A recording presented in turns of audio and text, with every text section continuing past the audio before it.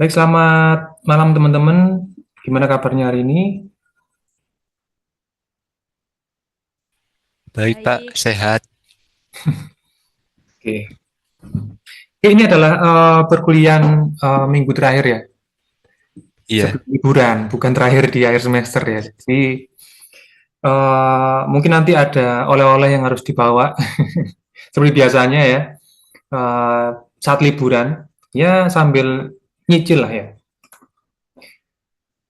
Eh, Materi kita hari ini, wah, belum sasar ya. Oke, nah ini teman-teman, materi kita hari ini adalah tentang analisis ya. Jadi sebenarnya eh, materi-materi inti sudah didapat di mata kuliah Visual Identity.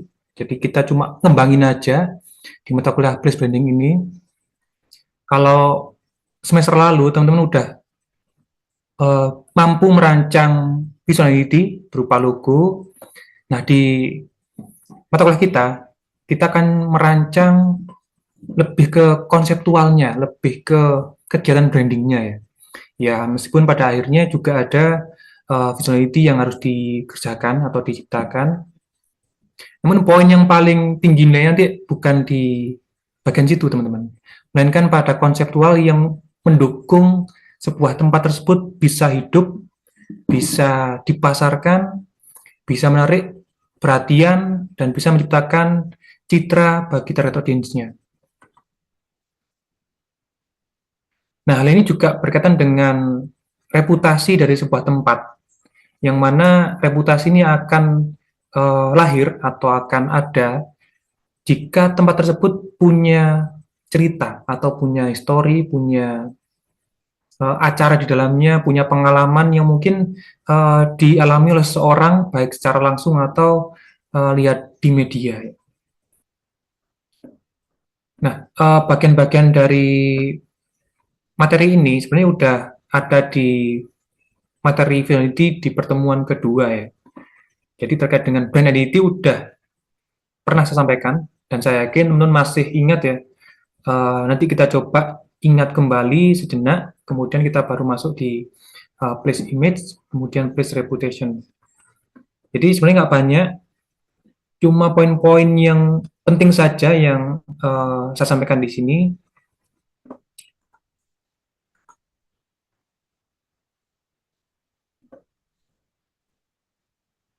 Tiga ini, oke, kita awal dari brand identity. Masih ada ingat apa itu brand identity, teman-teman? Identitas sebuah eh, brand atau usaha. Identitas sebuah brand atau usaha. Apa contohnya? Eh, Misal kayak apa ya? Misal kayak Tokopedia gitu. Itu dia memposisikan dirinya kayak sebagai apa ya? Toko tapi medianya online. Jadi apa ya? Orang bisa tahu bahwa kalau Tokopedia itu bergerak di bidang jual beli apa ya kayak produk gitu Pak, kurang Nah, lebih itu seperti itu. brand positioning berarti. Eh, tapi maksudnya kalau di brand identity itu bisa juga jadi pembeda antara brand satu sama brand lainnya gitu. Ya, itu termasuk unique selling point berarti. Nah, berarti lupa nih. Ada yang masih ingat, teman-teman?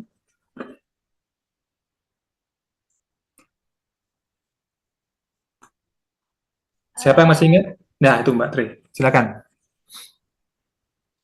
ini Pak, apa image sebuah brand itu gitu. Jadi nggak cuma dari visualnya, tapi kayak juga apa yang dikenal orang dari sebuah brand itu. Oke, image. Berarti brand image. Ya, termasuk di dalamnya itu juga brand image-nya. Oke, di dalamnya emang ada USP, uh, brand image. Jadi semuanya ada di brand identity. Jadi semua yang teman-teman sebutkan itu bagiannya di dalamnya. Namun bagian yang paling awal dan paling simpel dulu dari sebuah brand identity itu apa? Rep, apa ya? Mungkin representasi visual dari sebuah usaha mungkin? Iya, terlalu jauh, terlalu jauh. Oh, Ini paling dasar dulu, paling utama. Izin menjawab. Iya, siapa itu? Oh, oke, Ardiansyah. Karakter dari sebuah brand. Jadi itu maksudnya brand identity adalah jiwanya dari sebuah brand ini. Kalau visual kan tampak dari luar secara ini kasat mata kan ya. Kalau brand identity itu lebih ke jiwanya brand, karakternya. Oke. Jawabannya emang benar, tapi bagian utama yang mendasar. Nah, itu yang saya tanyakan. Apa kira-kira?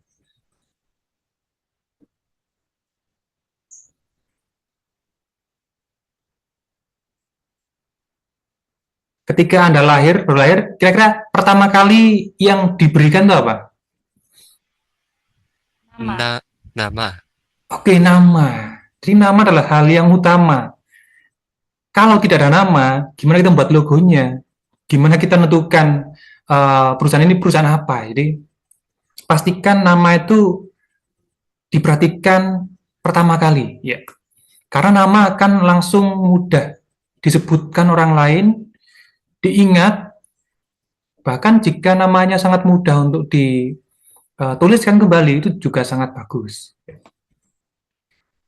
Semua jawabannya benar, tapi nama adalah bagian utama yang menjadi sebuah tempat itu ada, ya. Misalkan Malang, kemudian Disney, apalagi banyak ya, Universal Studio, Universal World ya, World ya, yang tempat wisata itu. Kita dulu ya. Oke, kita ingat kembali teman-teman. Jadi kalau semester lalu ini sudah saya sampaikan, ya, brand itu ada yang fisik, ada non fisik. Ya. Fisiknya logo, nama dalam teks yang bisa dibaca, media atau produk dalam bentuk visual yang mereka jual atau jasa yang mereka lakukan, yang bisa dilihat, dipegang, atau dirasakan secara fisik.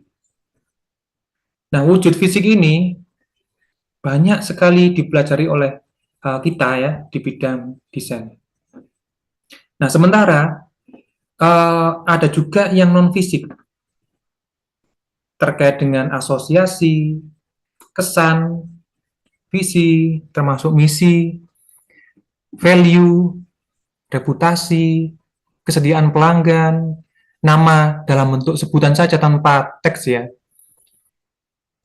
Nah, kalau semester lalu teman-teman, kita banyak mengerjakan karya di sini. Ya. Di fisiknya kita membuat logonya, kemudian kemasannya, sound system, merchandise dan sebagainya.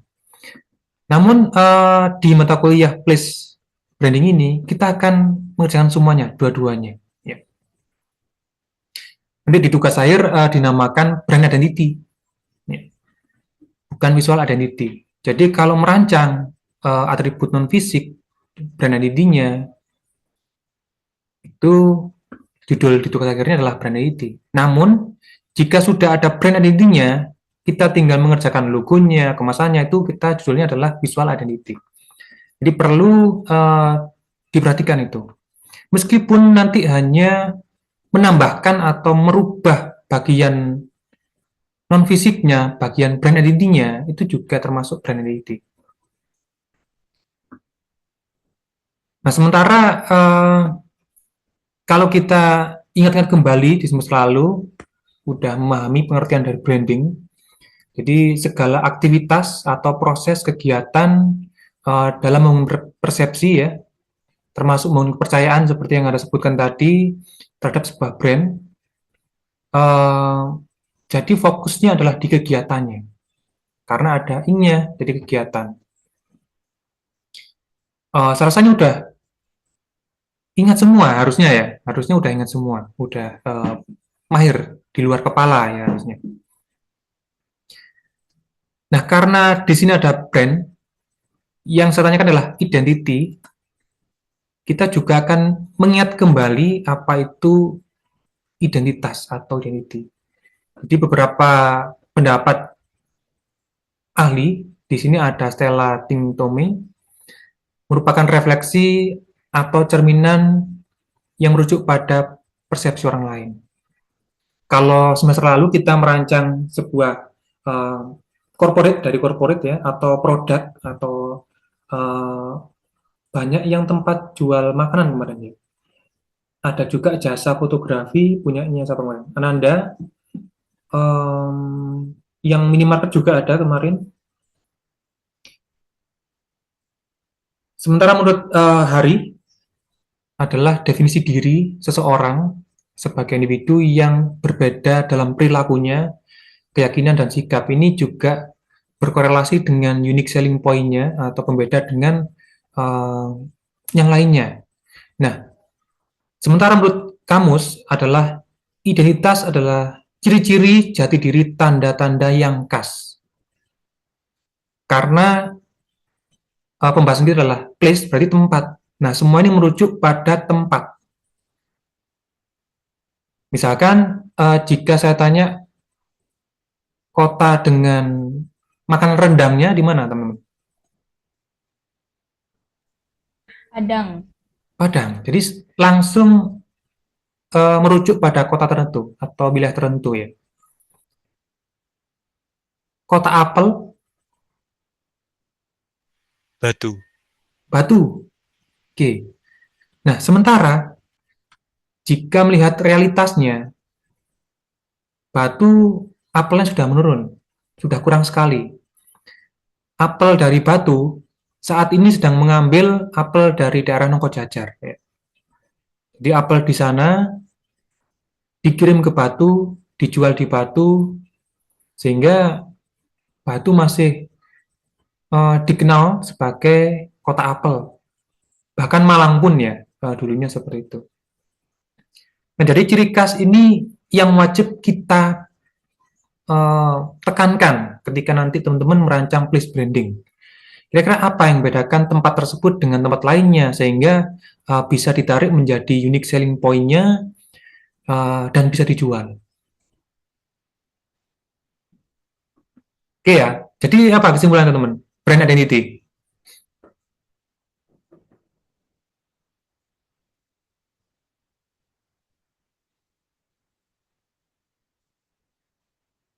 Kok diam semua?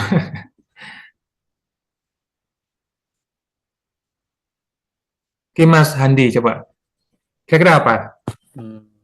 Kalau menurut saya merupakan ada tanda-tanda yang khas atau jati diri dari suatu brand tersebut yang mencerminkan suatu brand itu. Sudah. Masih ada lagi terusannya itu. Terusannya, apa terusannya Pak? Oke. Oke, benar. Yang difokuskan kemudian dipetakan menjadi sebuah konsep dan dikomunikasikan secara konsisten kepada target audiensnya. Nah, semua ini akan sia-sia jika tidak ada proses komunikasi. Kalau di dunia branding atau di place branding dinamakan sebagai brand campaign. Ya. Kampanye dari nama, kegiatan, event, dan sebagainya ya, yang disampaikan melalui berbagai kegiatan marketing. Ya. Makanya juga ada yang dinamakan place marketing.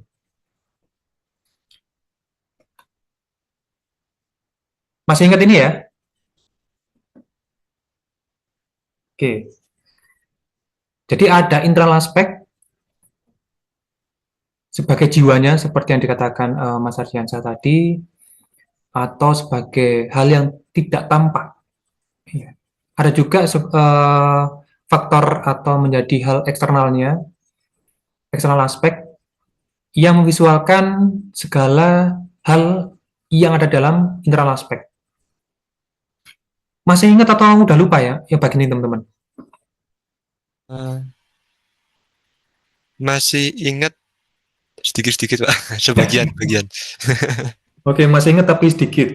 Tapi nggak apa kalau apa pengen diulang biar lebih tahu juga dari kita. Oke, kita coba ingat kembali ya terkait dengan brand identity dan visual identity ya.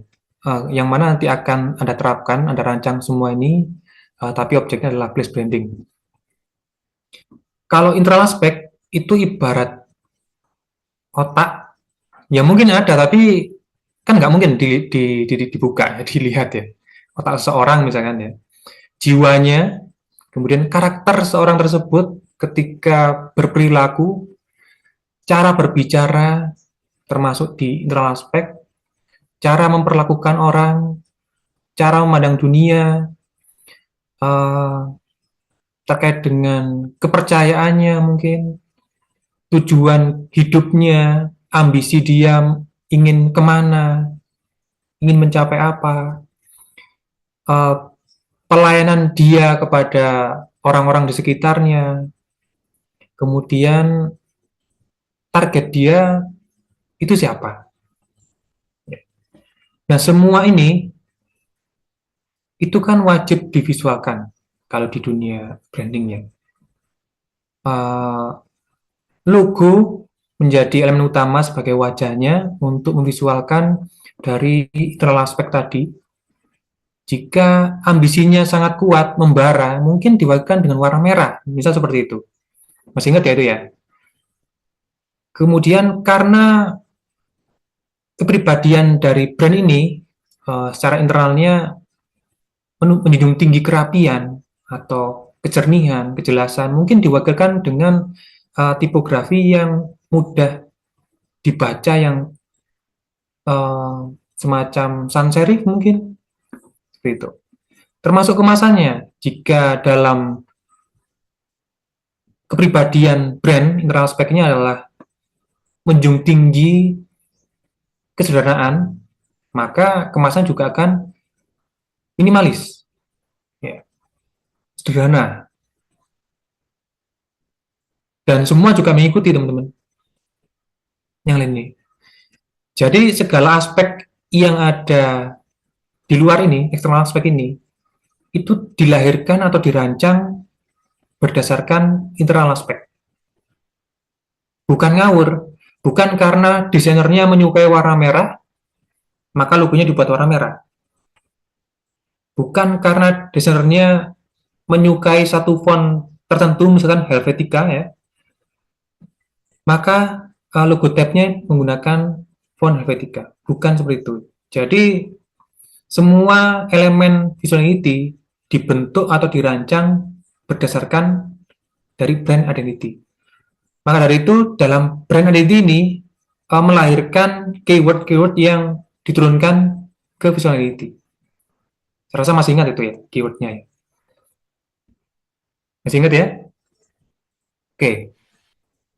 Nah, keyword tersebut adalah perantara yang mungkin bisa digambarkan secara mind mapping ya, ditulis dalam bentuk mind mapping, karena tidak semua keyword bisa digunakan, kita punya keterbatasan. Dalam membuat keyword itu ada hierarkinya, mana yang paling utama dan yang paling kuat menggambarkan sebuah tempat tersebut. Misalkan Surabaya, kira-kira yang paling kuat dianggap sebagai kota apa? Connect, Pak. Kota Bendau.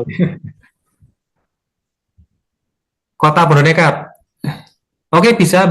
Jadi, tapi kan itu nomor sekian, nomor urutan sekian.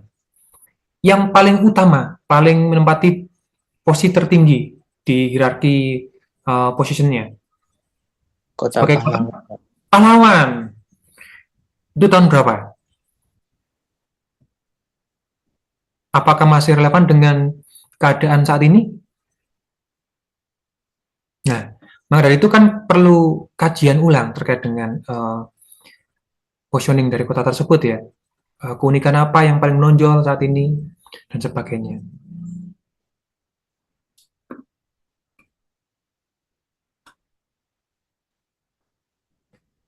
Oke ya, untuk dua hal ini udah mulai ingat atau Tetap lupa.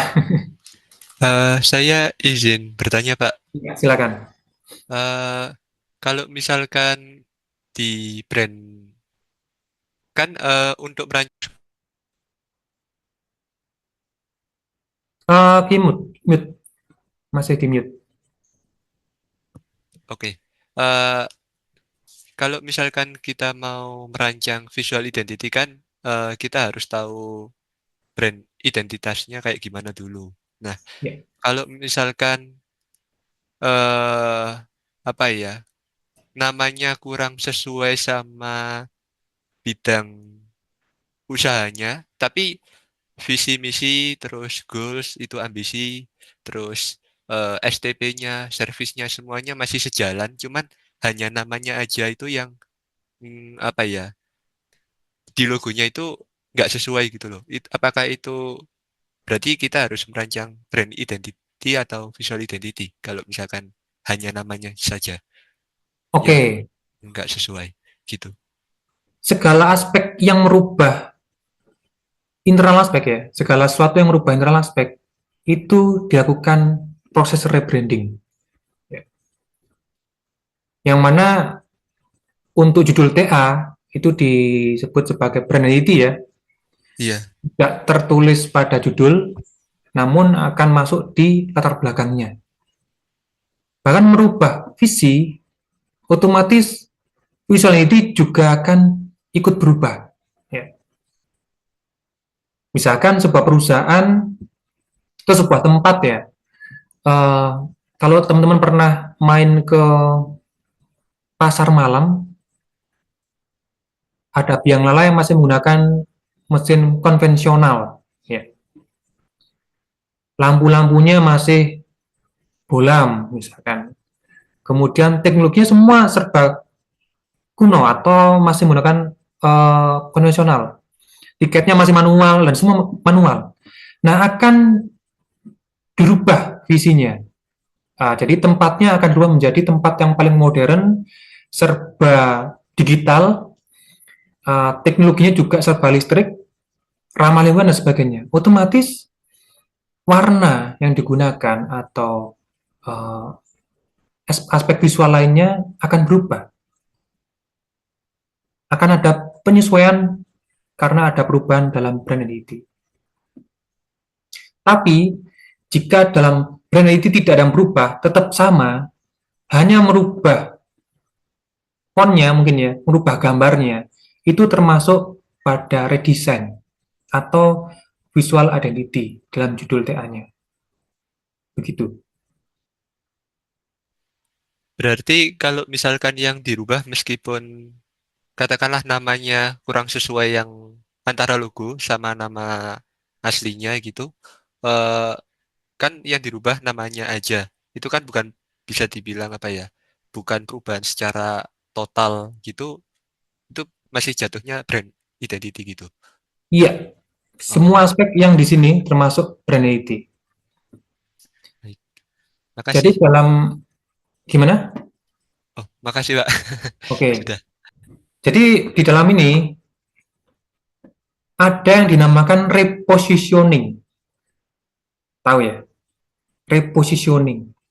Itu menyangkut pada STP. Nah, kalau teman-teman memahami branding, itu ada evolutionary branding dan revolutionary branding. Udah dapat mata kuliah tersebut, teman-teman? Sudah. Ya, Udah. Nah, udah. Jelas ya itu ya. Iya. Ada yang rebranding hanya merubah sebagian saja di sini.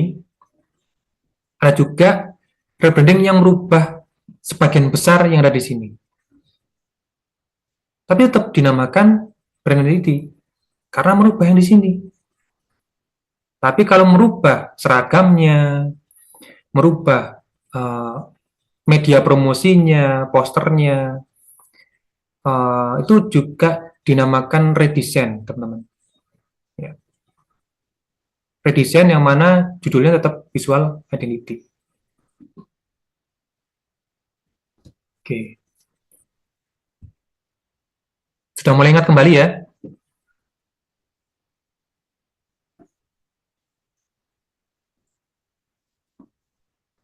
Nah, perubahan-perubahan ini nanti membutuhkan teori penelitian juga sama. Semua melakukan proses observasi, riset yang berulang, dan ada pengujian harusnya. Tidak hanya sekedar merubah aja. Harus mempertimbangkan impact-nya. Jika dirubah, apa aja impact ke depannya apa, ada impact positif dan negatif. Itu juga harus dipertimbangkan semuanya. Oke, masih ada yang lupa teman-teman? Atau gimana?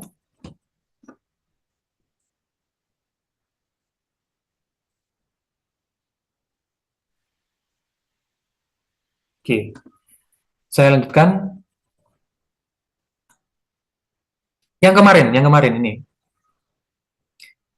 Jadi untuk brandingnya itu dipengaruhi dengan banyak hal. Ini masih ingat ya minggu lalu ya?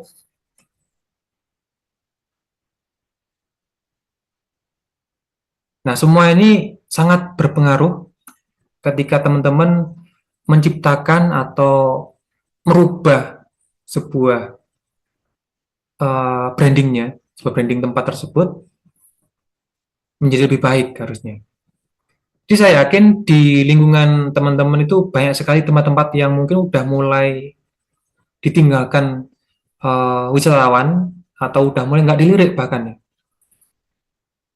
Itu juga dipersilakan menjadi objek penelitian untuk mata kuliah kita. Jadi banyak sekali tempat yang dulunya ramai atau dulunya sepi, sekarang juga tambah sepi. Boleh dijadikan objek penelitian untuk tugas mata kuliah kita.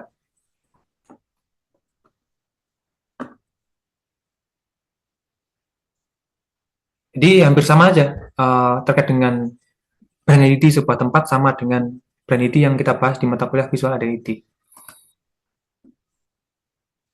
Nah, ini juga sempat kita singgung di semester lalu ya, terkait dengan citra sebuah brand. Tapi di sini kita fokus ke place, ke citra tempat ya.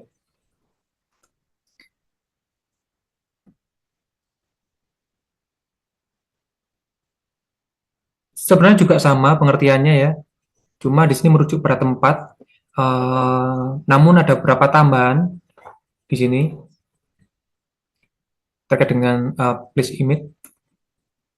Jadi di sini adalah gambaran yang melekat pada benak masyarakat atau target audiensnya tentang sebuah tempat yang mereka ketahui atau mereka kunjungi, baik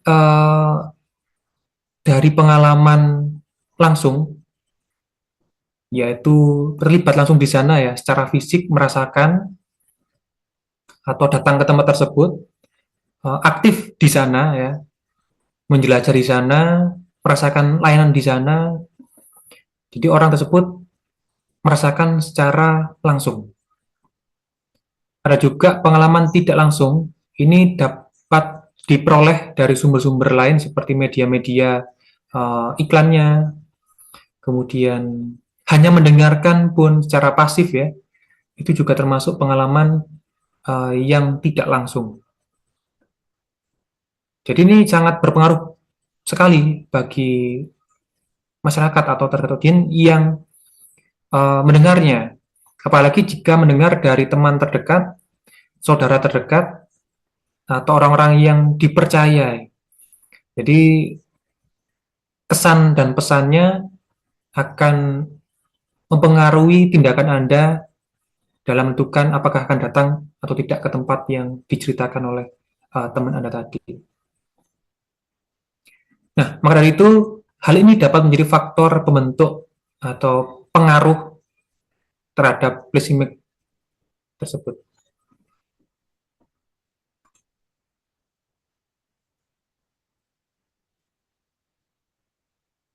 Ya, ini ya.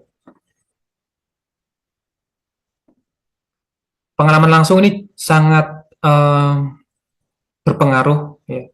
Karena ketika pengalamannya tidak asik, tidak menyenangkan, wisatawan tidak akan datang lagi ke tempat tersebut. Namun sebaliknya, jika pengalaman yang didapat secara langsung di sana sangat bagus, sangat baik, maka mereka akan datang lagi di kemudian hari dengan membawa teman-temannya, dengan membawa keluarga dan sebagainya. Bahkan peran media, berita juga menjadi hal terpenting di sini. Terlebih jika media internasional atau saat ini yang sedang banyak disaksikan oleh orang di dunia dalam media sosial, yaitu Instagram, TikTok, dan banyak sekali ya kalau media sosial ini. Opini orang lain seperti yang saya sampaikan tadi dari word of mouth, ini juga mulut ke mulut ya. Mulut ke mulut tuh sangat berperan penting. Karena kita sebelum datang ke sebuah tempat, kita tanya dulu kepada orang-orang yang pernah ke sana. Kebanyakan gitu. Atau melihat reviewnya dari vlogger, review dari Google Maps mungkin.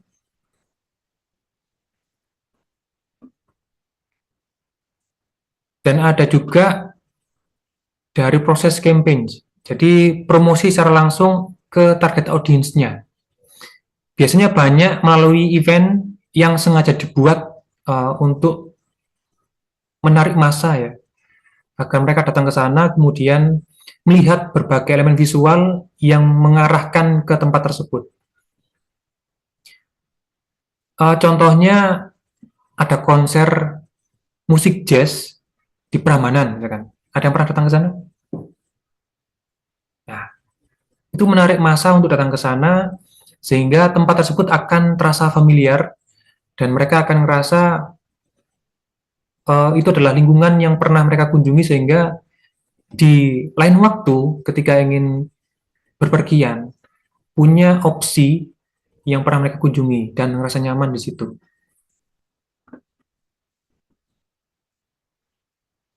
Nah, beberapa hal ini juga kan berdampak menjadi image positif dan image negatif. Semua tergantung dari realitasnya ya, yang dibentuk oleh stakeholder-nya dan diterima oleh target audience-nya. Misalkan dalam media promosinya atau campaign-nya, menarik sekali, sangat bagus. Banyak janji atau fasilitas yang dijanjikan pada media promosinya. Namun ketika orang datang ke sana, malah kecewa. Nah, itu akan menimbulkan image yang buruk, sehingga opini orang lain akan disampaikan dengan buruk melalui media dan berita, sehingga menjadi pengalaman buruk juga bagi orang lain. Jadi seperti itu. Ini ada model heksagonnya ya, dari Simon Anholt. Ini banyak diterapkan oleh orang place marketing, dari orang bukan jurusan kita ya, melainkan dari ekonomi.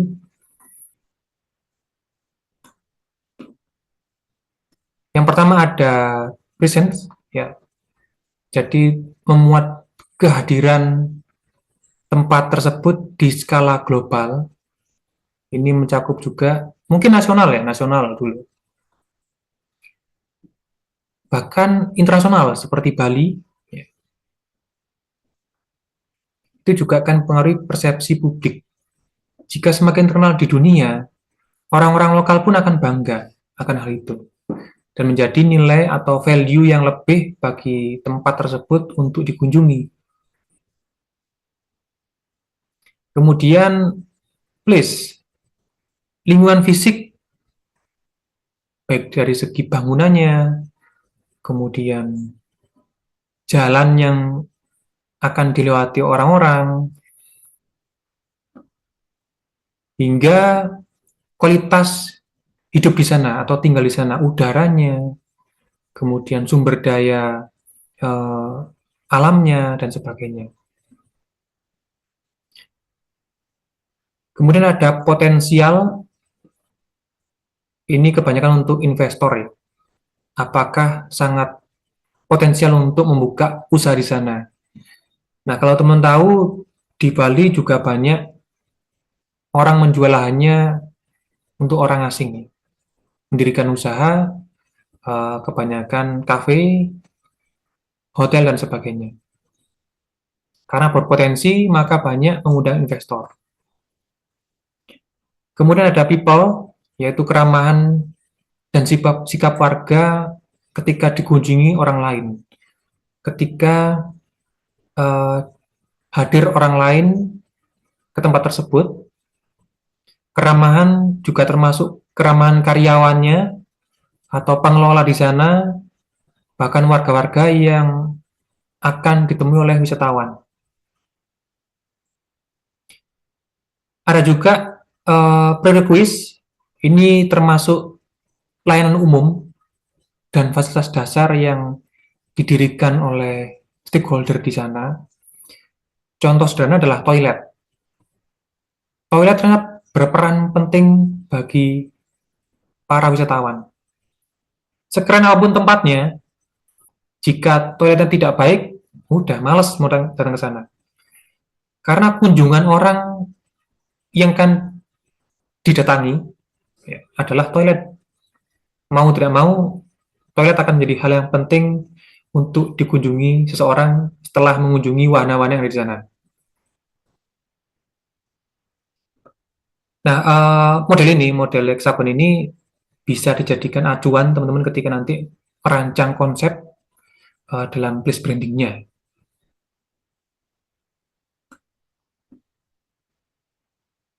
Nah, dari dua hal yang di depan tadi, itu akan menimbulkan place reputation-nya. Kira-kira apa reputasi dari sebuah tempat itu dianggap bagus? Seperti apa, teman-teman? Ada yang bisa memberikan contoh di Indonesia? Tempat apa? Selain yang saya sebutkan tadi.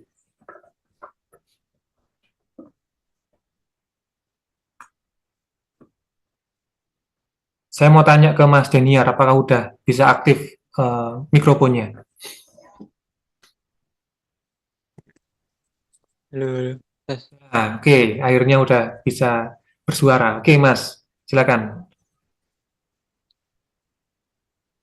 Hmm, Di Indonesia ya, Pak? Iya, di Indonesia saja yang Anda tahu, bahkan di sekitar lingkungan Anda nggak apa-apa.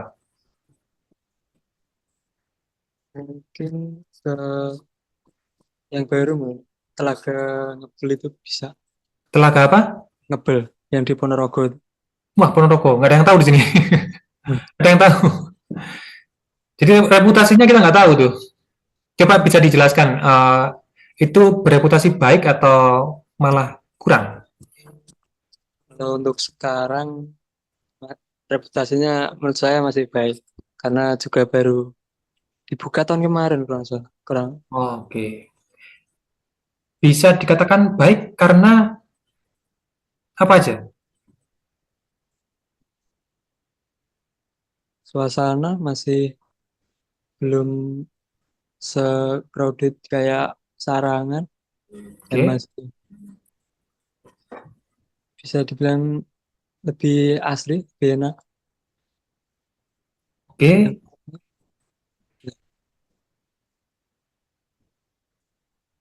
Berarti itu adalah aspek lingkungan dan fasilitas yang ada di sana ya? Namun secara fasilitas masih lebih baik daripada Sarangan. Nah, oke. Terima kasih, Mas Deniar. Sama-sama. Jadi teman-teman lupa kalau kita punya alat yang namanya di awal tadi. Ini juga bisa jadikan alat untuk menganalisis. Tapi yang kemarin minggu lalu banyak hal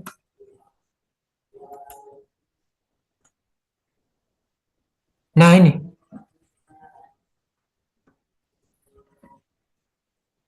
Dari banyak poin ini, yang disebut oleh Madiner adalah natural asset landscape-nya ya. Kemudian dari media belum ada. Ini masih nggak ada media sama sekali yang meliput itu ya. Yang sampai di kita maksudnya. Jadi masih kurang hype di situ. Ritual juga nggak ada ya.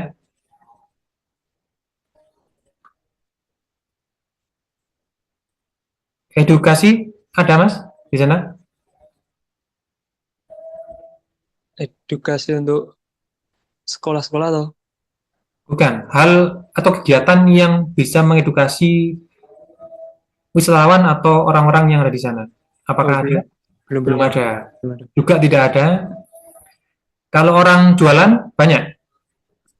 Masih ada tapi masih nggak terlalu banyak. Masih masa Sedikit. pembangunan ya. Oke, berarti ini setengah-setengah ya. Fasilitas publiknya aman. Aman. Oke, berarti ada. Dua ini ada ya. Produk-produk yang khas sana ada di sana jual? Lebih ke makanan. Umum atau makanan umum. khas? Umum berarti ini nggak ada berarti ya. Eventnya apa aja? Yang rutin? Kalau event kurang tahu, Pak. Nggak ada berarti. Oke. Artefaknya ada? Kurang tahu juga. Nggak ada juga. Ya. Orang-orangnya gimana di sana?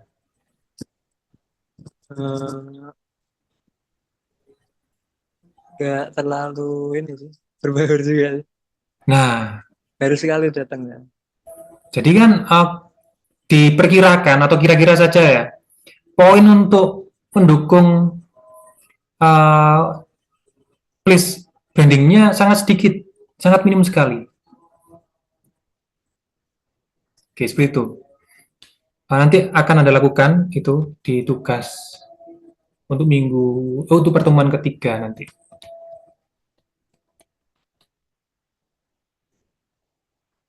Saya mana ya? Sampai di sini ya, reputasi. Nah, place reputation ini teman-teman, itu adalah reputasi sebuah tempat yang tidak didapat dalam jangka waktu yang singkat ya sebenarnya. Melainkan jangka panjang yang berkesinambungan yang sudah terbentuk bertahun-tahun dan dapat dibuktikan atau ada buktinya. Hal ini juga berkaitan dengan identitas yang pernah digunakan atau dibuat oleh stakeholder-nya dan cita-cita yang didapat oleh masyarakat dan target audiensnya. Sehingga beberapa hal ini berpengaruh menjadi satu yang menjadi reputasi dari sebuah tempat tersebut akan dimaknai seperti apa. Nah, reputasi ini sangat berkaitan dengan kepercayaan publik ya. Jika sebuah masyarakat atau target audiens tidak percaya kepada tempat tersebut, maka tidak akan punya reputasi baik. Atau yang biasa kita sebut sebagai brand trust kalau di mata kuliah branding ya. Namun untuk tempat, hal utama yang dijual adalah kenyamanan dan keamanan terkait dengan fasilitas yang ada di sana. Jika tempatnya bagus, semua ada, tapi tidak nyaman atau tidak nyaman, tidak aman ya, maka juga akan punya reputasi yang kurang juga. Jadi bisa 50-50. Ada yang suka hal yang tidak aman, ada juga orang yang suka kenyamanan. Berarti harus segmented nanti teman-teman. Kemudian konsistensi, ini termasuk dalam brand promise ya, janji-janji sebuah brand kepada target audiensnya. Tidak hanya dalam penggunaan elemen visual seperti logo ya, jadi akan tetapi juga setiap kegiatan wajib berakar pada positioning atau unique selling point-nya dan tidak berubah-ubah.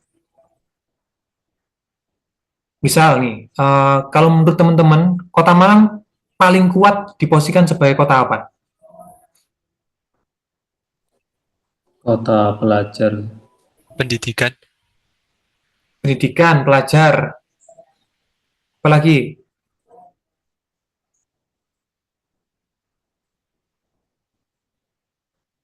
Wisata.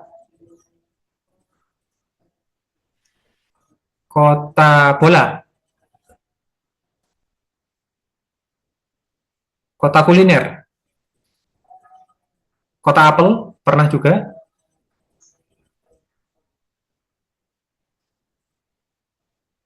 Kota Indis, dengan bangunan Belandanya, juga pernah juga. Kota bunga juga pernah dulu, Pak. Kota bunga juga pernah. Oke. Kota apa lagi? Wah, banyak sekali ya Malang itu ya sebutannya. Nah, hal yang tidak konsisten ini akan menyulitkan orang. Kota Malang itu kota apa? Jadi ketika orang lain ingin pergi ke suatu tempat, mereka bingung menentukan. Malang dengan banyak julukannya jadinya sulit.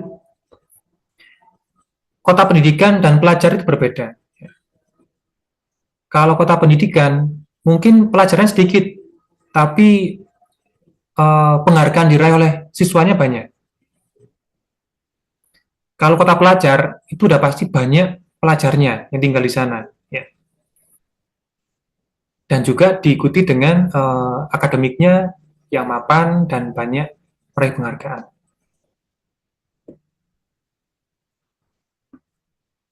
Jadi pastikan konsistensi juga tampak pada kegiatan yang dirancang nanti ke depannya. Kemudian impact atau dampak terhadap ekonomi, sosial, kemudian terlebih budaya dalam jangka panjangnya seperti apa. Nah, hal ini seharusnya memberikan dampak secara internal dan eksternal, teman-teman. Impact ini. Kalau internal mungkin dari segi uang ya. Perusahaan pasti ingin uangnya naik. Dapat untung banyak ya. Namun perlu dipertimbangkan juga dampak eksternalnya itu apa? Bagi lingkungan terutama, bagi masyarakat sekitar. Kalau perusahaan kebanyakan melakukan program CSR ya, itu banyak sekali, misalkan membangun taman, membangun fasilitas kesehatan, perpustakaan mini, dan sebagainya itu banyak sekali. Jadi pertimbangkan terkait dengan impact-nya. Ini akan berimpact bagi reputasi sebuah tempat tersebut di mata masyarakat. Kemudian global rank atau ranking secara global. Tapi di mata kuliah kita bisa skala provinsi, skala nasional juga boleh nanti ke depannya. Kalau global ini bisa menyeluruh sebenarnya, bahkan dunia. Contoh sederhananya adalah kota terbaik untuk bisnis, kira-kira di mana, teman? Minggu lalu kita singgung itu. Industri, Pasuruan. Pasuruan, oke. Atau Pasuruan, oh iya. Sidoarjo ya, Surabaya, Iya. ya. Bekasi, Pak. Mana? Bekasi. Iya, Bekasi. Nah, dikatakan strategis harus melihat dari geografisnya ya. Dikatakan ekonomis itu dari jarak tempuh ketika delivery barangnya.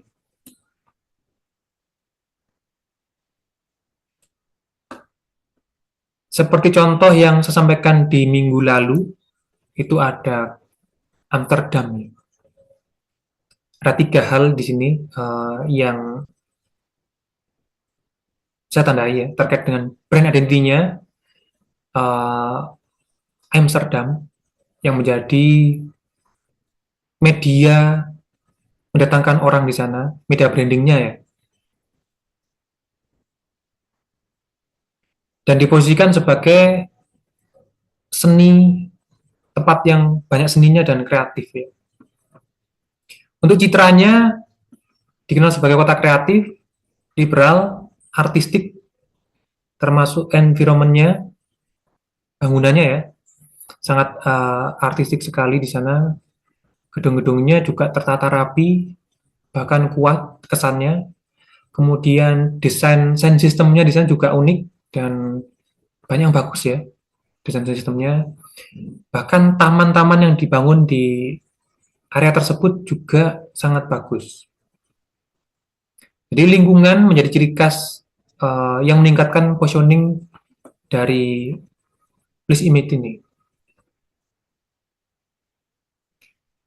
Sehingga lahirlah reputasi dari Amsterdam ini yang banyak di media sosial ya, atau banyak di media-media berita internasional, memiliki reputasi yang sangat baik dari segi apapun ya, terlebih dari seninya secara inklusif di mata dunia. Nah, karena konsisten di brand identity-nya, penggunaan Amsterdamnya ya, place image-nya juga selalu konsisten di mata masyarakat, bahkan terus meningkat hingga sekarang, teman-teman. Nah, ini sebenarnya bisa dicari di internet, data-datanya ya. Kalau ingin mengunjungi situsnya Amsterdam juga ada. Maka jika brand identity tidak konsisten, maka citranya yang diterima juga akan beragam ya, multi tafsir atau positioning nggak kuat. Unique selling-nya juga akan tidak fokus pada suatu titik, yang akhirnya merusak reputasi jangka panjangnya sebuah tempat tersebut ketika dibuat brandingnya. Oke, sampai sini teman-teman, apakah ada yang ingin disampaikan atau kita bincangkan?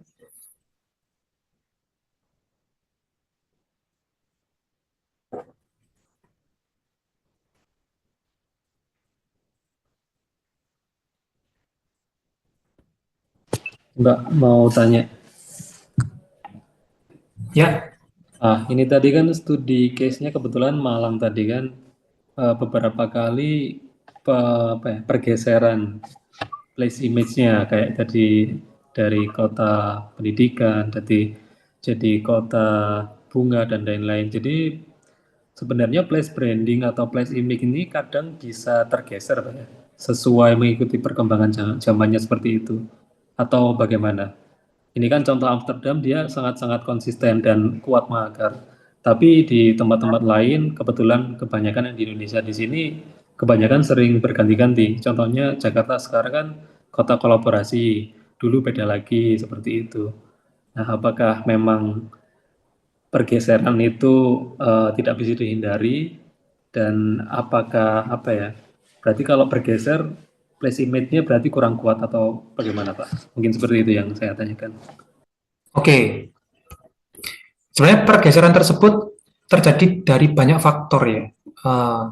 Misalkan paling sederhana, pola pikir pemimpin yang berbeda.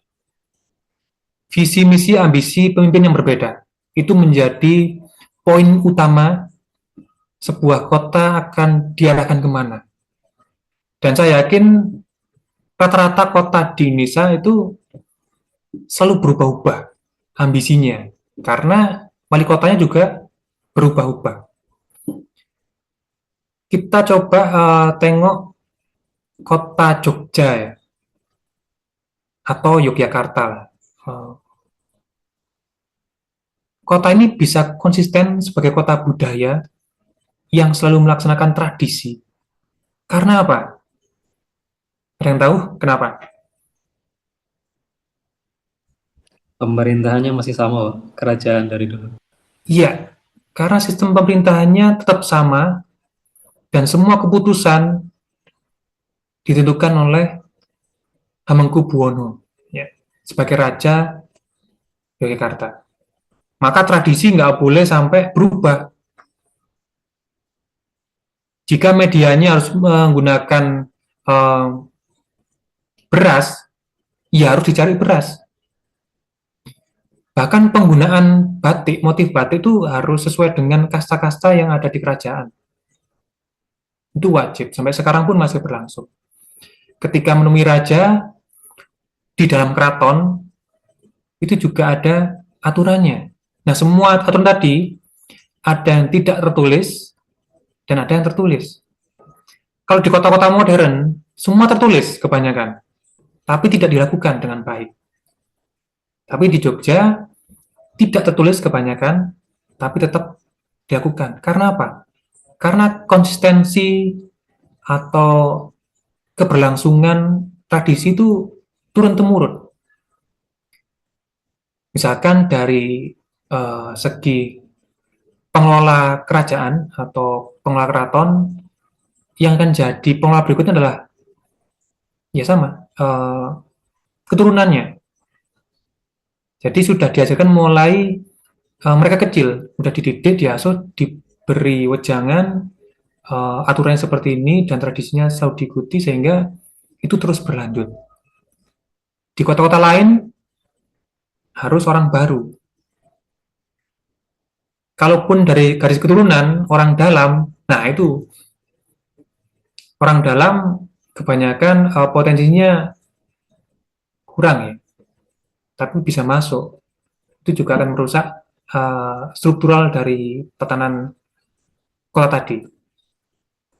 Nah, opini tersebut itu pernah saya teliti teman-teman di tahun 2016-17 ya. Jadi kebetulan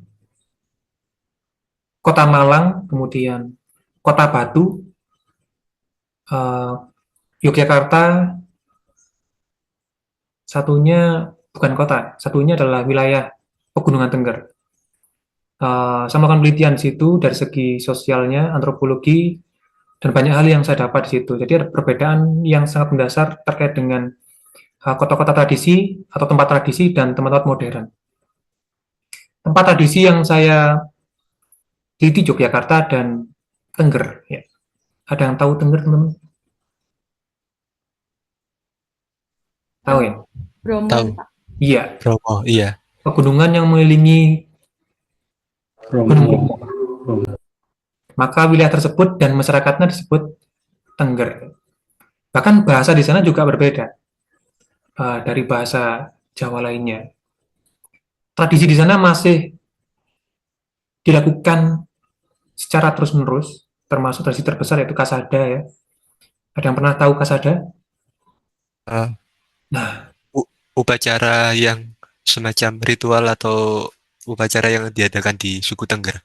iya, ritual suku Tengger itu bukan ritual keagamaan, teman-teman, tapi adat. Jadi semua kepercayaan berkumpul di sana untuk melakukan tradisi tersebut.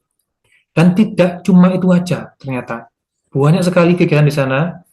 Karena bulan mereka ada 10 bulan, maka setiap bulannya ada upacara di sana. Mulai dari Kasiji, Karo, ya. Upacara Karo pun ada, seperti hari rayanya orang suku Tengger. Kemudian sampai Kasada atau Kadasa kalau dalam bahasa Sanskritnya. Jadi itu ada upacara ke-10, yang mana Kasadanya adalah upacara larung sesaji di Gunung Bromo untuk persembahan terima kasih selama 10 musim tadi, 10 apa? Bulan tadi, bulan Tengger tadi. Nah, dua ini, Jogja dan Tengger ini cukup kuat tradisinya, sehingga peradaban mereka tidak berubah, meskipun banyak pengaruh dari luar, pengaruh dari budaya modern, tidak berubah, dan tetap terlaksana hingga sekarang. Berbeda dengan Malang dan Batu. Kalau Batu udah dikuasai investor dari luar Batu sendiri, ya, udah banyak monopoli di sana, termasuk lahan-lahan pun banyak dijual, sehingga petani di sana menjadi karyawan di perusahaan tertentu. Kebanyakan seperti itu. Sehingga dari sosiokulturnya udah mulai bergeser di sana.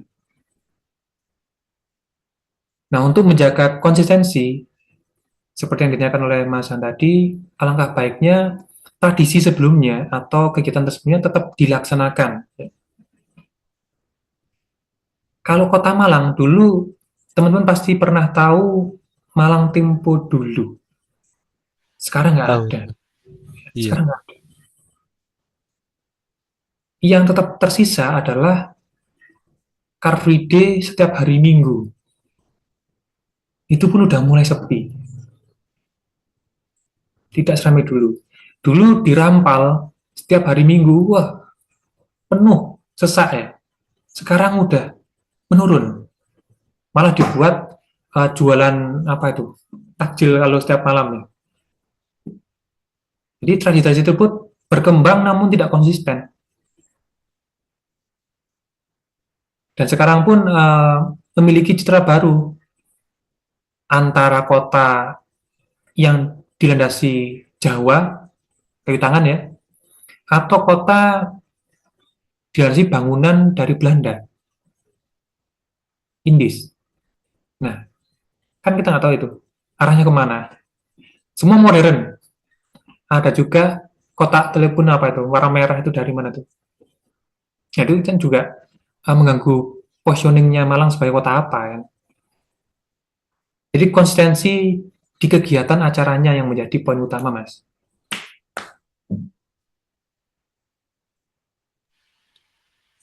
Permisi Pak, saya Ya. izin bertanya.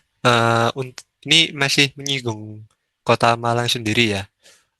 Kan kalau tadi kan Amsterdam apa ya, kayak kotanya emang sudah konsisten banget, mulai dari apa, place image-nya, terus place reputation-nya juga. Nah, tapi kalau misalkan itu kan kota, kalau misalkan tempat, misal kayak alun-alun Malang gitu, dari dulu sampai sekarang mungkin nggak terlalu banyak berubah, bahkan kayaknya perubahannya sedikit, tapi minat dari para pengunjung itu malah cenderung berkurang. Itu jadinya gimana kan? Maksudnya kalau misalkan nggak berubah kan berarti kayak tetap konsisten. Mungkin yang terkenal ya hanya masjid, jamek alun-alun sama apa air mancur yang ada di tengah alun-alunnya, cuman sebatas itu, tapi tidak ada sesuatu atau eh, daya tarik yang dapat menarik audiens, kayak misalkan di alun-alun ada biang lalanya, ada tempat untuk jualannya segala macam, terus eh, apa kayak jual jajan-jajan kayak gitu. Nah, kalau menurut Pak Yogi sendiri gimana untuk konsistensi yang ada di alun-alun Kota Malang? Terima kasih. Oke, itu juga pernah saya buatkan konsepnya dulu di tugas akhir saya. Jadi kota alun itu tidak sesuai dengan target audiens yang ada di Malang. Sekarang kalau dihitung-hitung, kota Malang didominasi oleh umur berapa? Atau siapa, guys? Anak muda, Pak. Anak muda. 20-an Anak sampai muda, 30 awal. iya, Oke, remaja awal hingga dewasa. iya, Remaja awal sampai dewasa awal. pelajar dan mahasiswa. Ini gitu kan ya. Iya. Namun, fasilitas yang ada di sana adalah fasilitas untuk anak-anak.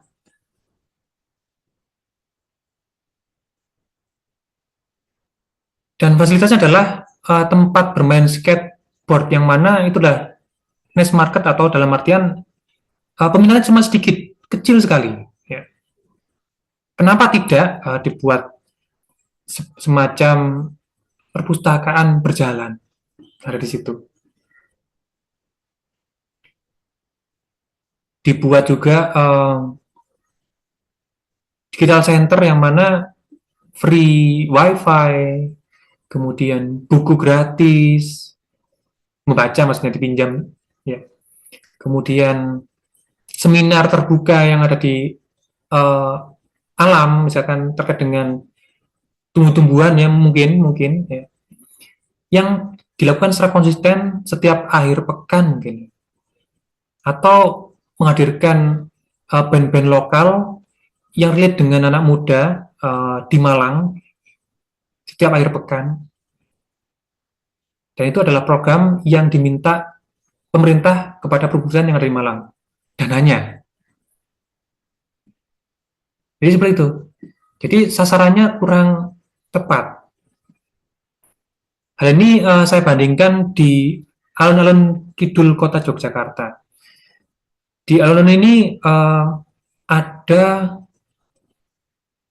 mobil goes. Berwarna-warni, ada lampunya ketika malam.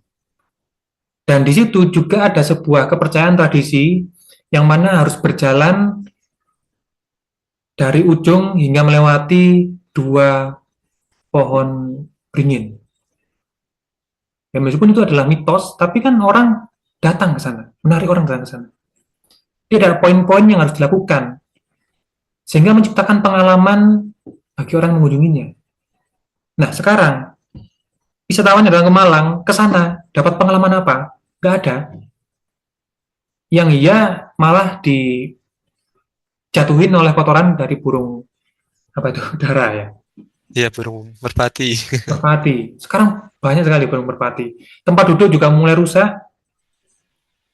Banyak digunakan oleh orang-orang berpacaran, lampu gelap ya. Nah, itu bahkan renovasi air mancur pun apa impact-nya nggak ada. Udah akan stuck di situ terus jika tidak ada perubahan dari segi eventnya. Acaranya apa di situ nggak ada. Orang ke sana ngapain juga nggak ada, nggak tahu ngapain. Jadi kalau di sana ada kegiatan yang harus dilakukan, orang pasti datang. Jadi seperti itu. Oke, ini bisa saya lanjutkan ya. Silakan, Pak. Udah sampai pustaka aja. Nih, bentar. Ini berhubungan dengan tugas untuk pertemuan 3 nanti teman-teman. Jadi sedikit contoh, tapi tidak kompleks ya. Cuma sebagai pemantik saja agar teman-teman bisa mencari tempat yang mungkin bisa jadi objek penelitian di tugas berikutnya ya. Jadi ini merupakan contoh sederhana yang saya tunjukkan adalah Kampung Bintaran ya. Nah, ada yang pernah tahu Bintaran teman-teman? Nggak ada yang tahu. Oke. Belum, Ada yang Pak. pernah tahu Jembatan Saidan? Tahu dengar lagunya aja di jalan. Iya. Ya itu. Ya, di sini ada jembatan yang cukup terkenal yang mana dihuni oleh para anak muda menyukai motor, terutama Vespa, kemudian motor-motor C70, klasik-klasik ya. Musik-musik juga banyak di sini. Nah, tapi banyak orang tidak mengetahui bahwa di sampingnya itu ada lokasi atau distrik wilayah atau tempat yang berpotensi untuk dijadikan tempat wisata. Nah, tempat ini adalah Bintaran, Yogyakarta. Kampung Bintaran namanya. Potensinya banyak, yang mana di sini banyak bangunan-bangunan bersejarah, karena dulunya adalah tempat tinggal dari orang-orang yang penting di masa lalu ya. Kawasan eksklusif juga. Ini sangat terkenal di tahun sekitar 1925 sampai 35-an ya. Udah mulai banyak bangunan rumah, kemudian tempat ibadah, dan sebagainya. Dan bangunan di sana sangat punya ciri khas tersendiri dibanding dengan bangunan lainnya di Yogyakarta. Kalau di arah keraton, kebanyakan bangunan-bangunan ya dengan arsitektur Jawa, ya. Gaya-gaya Jawa, stilasinya juga stilasi Jawa, naga-naga Jawa, dan sebagainya. Namun di sini berbeda. Di sini ada sentuhan dari Indis, Belanda, ada juga persampuran dari Bauhaus, yang mungkin sekarang udah berkembang pesat ya.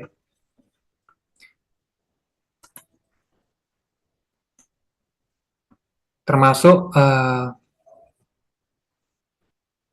tempat tempat ibadahnya di sana sangat terkenal di sini, punya gaya yang unik dibanding dengan lainnya. Jadi elemen-elemen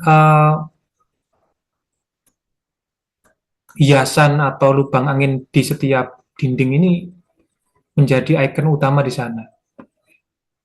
Ini bisa dicari di internet, teman-teman, terkait dengan gereja yang ada di Bintaran ya. Sejarahnya sangat panjang. Nah, sehingga tidak hanya dibuat logo saja, karena objeknya adalah Bintaran tadi, diciptakan place brandingnya. Kalau teman-teman mungkin pola pikirnya ngerancang logonya, ya benar ngerancang logonya. Tapi jangan lupa, aspek-aspek lainnya juga dipertimbangkan ya. Ini udah didapat di mata kuliah visuality kemarin ya, semacam ini ya. Dari segi bentuk-bentuk yang akan divisualkan pada logonya udah didapatkan kemarin. Kemudian strapline atau tagline yang dibentuk kemarin banyak yang tidak menggunakan ini, tagline ini. Nah, tagline ini ada aturan tersendiri seharusnya ya. Tapi biasanya orang-orang rancang tagline atau strapline itu dari hal yang unik atau yang menjual dan menciri khaskan, bahkan menjelaskan itu produk apa atau tempat apa ya. Nanti akan saya share. Nah, ini yang jadi pembeda dari mata kuliah sebelumnya, teman-teman. Ya.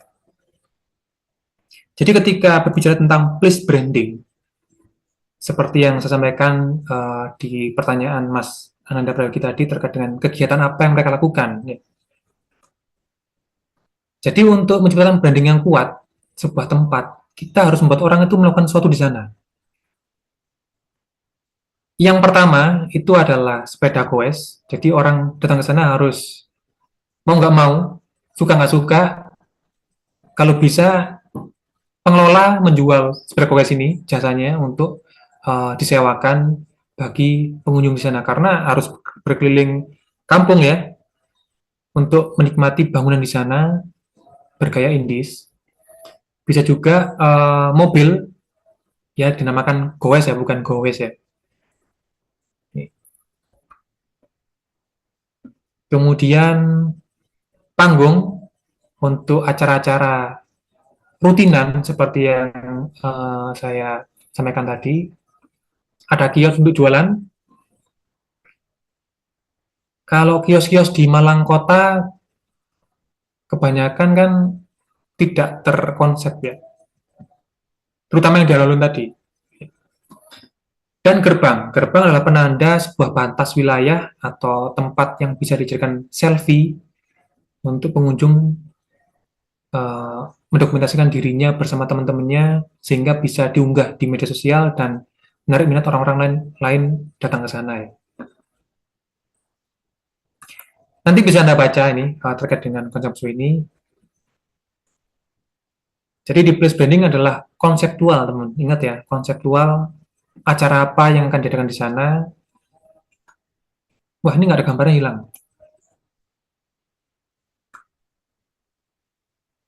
Kolosium ya, Bang tadi. Dan konsep untuk yang jual makanan, kalau bisa juga mengarah ke klasik atau mendekati indie juga lebih bagus.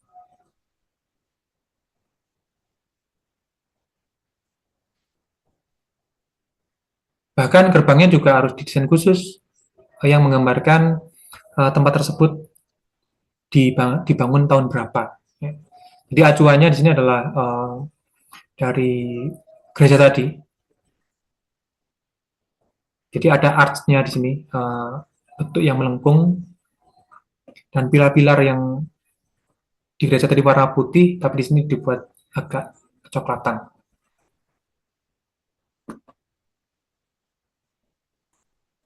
Dan ini adalah elemen pendukungnya, termasuk stationary kit ya. Itu juga boleh Anda rancang dalam mata kuliah place branding. Tapi yang terpenting adalah ini, ada 5 tadi. Nah, jadi kalau kita bicara branding, kita tuh menjual pengalaman, ya. Bukan menjual hal lainnya sebenarnya itu.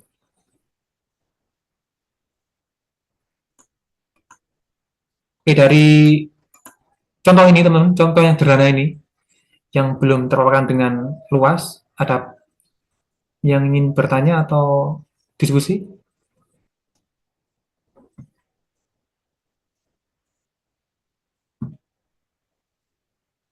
Nggak ada?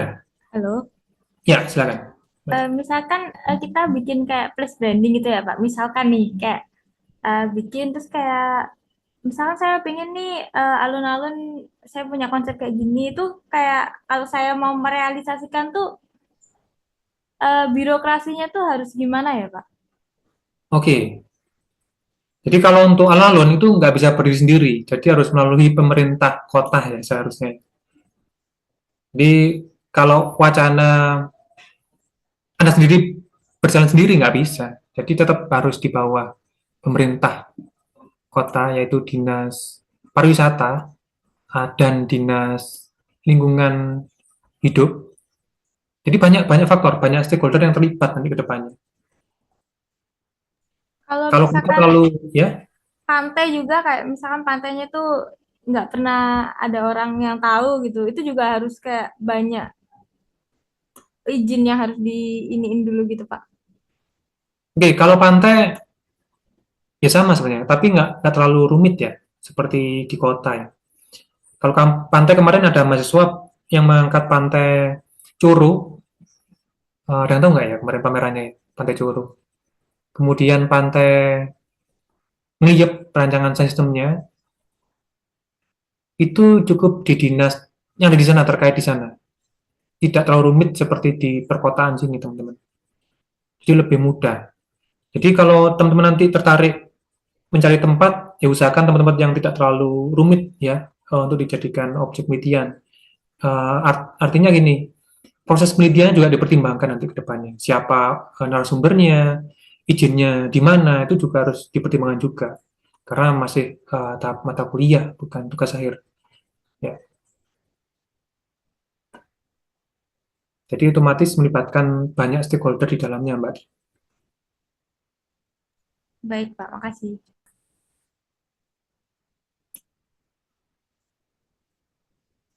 Oke, aman? Nggak kerasa kurang setengah jam kita. Padahal masih ada banyak ke belakang nih. Oke, saya lanjut dulu ya, teman-teman.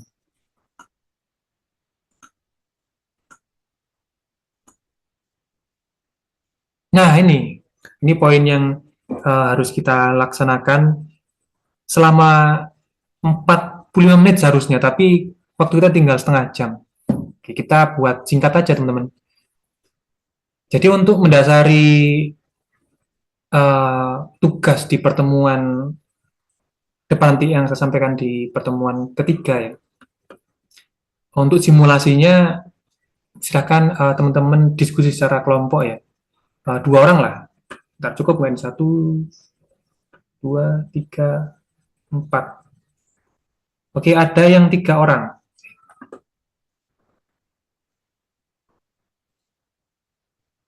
Jadi silakan pilih satu kota di Indonesia atau lingkungan di sekitar Anda ya. Silakan dianalisis secara singkat terkait dengan brand identity-nya, kemudian base image-nya seperti apa, boleh browsing ya. Kemudian reputasinya seperti apa, juga boleh diskusikan. Nanti silakan dituliskan hasilnya dalam bentuk mind mapping ya, di kertas saja nggak apa, salah satu membuatnya nanti dikirimkan di grup. Jangan lupa namanya, ada yang satu kelompok 2 orang, ada yang 3 orang. Oke, dari diskusi ini apakah ada pertanyaan teman? Saya Pak, untuk kelompoknya ditunjuk atau pilih sendiri? Mau ditunjuk atau pilih sendiri? Bebas. Oke, saya tunjuk aja ya. Oke, yang pertama di sini yang di layar saya sini ya. Yang pertama ada Mas Rokatianus, bisa diskusi dengan Mas Faik. Baik, Pak. Kemudian Baik, Pak. ada Ananda Prayogi, bisa diskusi dengan Mas Ardiansah. Ada juga Mas Arham, bisa diskusi dengan Mbak Tri Damayanti. Mas Han diskusi dengan Mas Deniar dan Dwiki ingin masuk di kelompok mana? Terakhir.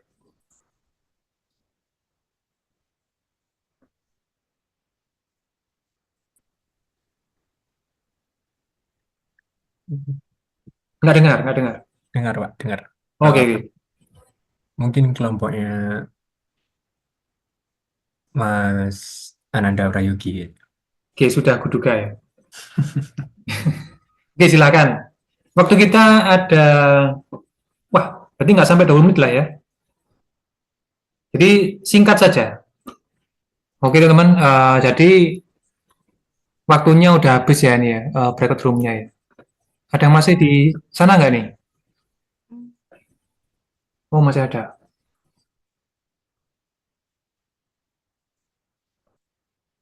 Baik. Ya Pak, Oh, ada juga. webcam Oke. saya bermasalah Pak. Mohon maaf mati dulu. Ya, ya. Oke, jadi mind mapping-nya nanti di-share di grup ya, seperti biasanya ya, untuk saya ambil penilaian juga, menunjang tugas-tugas atau UAS nanti jika ada kekurangan bisa saya tambahkan dari tugas kuis semacam ini. Oke, karena waktunya udah hampir jam 9 teman-teman, jadi bisa dilanjutkan setelah sesi ini berakhir ya. Ini boleh dikirim hari ini atau besok pagi, karena akan segera saya input untuk poin-poinnya. Begitu, sebelum saya akhiri, apakah ada pertanyaan dulu, teman-teman? Ini dikumpulkan di The Learning ya Pak?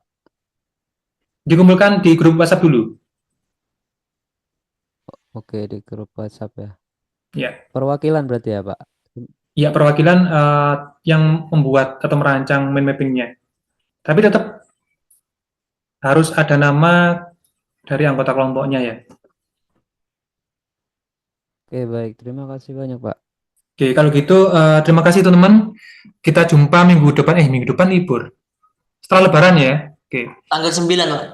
Tanggal 9. Oke. Oke, kalau gitu terima kasih teman-teman. Saya kembalikan ke Mas Ical. Baik. Tidak ada pertanyaan ya, teman-teman. Cukup. Kita bertemu kembali besok ya. Jadi tidak ada closingan dulu ini sebelum liburan. Mungkin sama Pak Yogi bisa berpamitan minggu ini karena liburan 2 minggu Pak ya ke depan, 2 minggu ke depan. Baru ketemu lagi. Hybrid Pak ya. Offline sama online. Aman ya? Bisa dipahami dengan baik materi Bisa. malam ini? Bisa. Ya. Alhamdulillah. Sudah siap berlibur ya semuanya.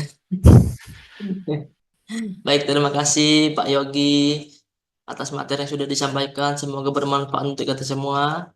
Dan juga teman-teman yang sudah bergabung pada malam hari ini. Semoga sehat selalu. Kita bertemu kembali besok dalam mata kuliah Psikologi Iklan. Terima kasih. Selamat malam. Wassalamualaikum warahmatullahi wabarakatuh. Waalaikumsalam. Terima kasih, Jal. Selamat Thank you. malam. Sama Pak Yogi.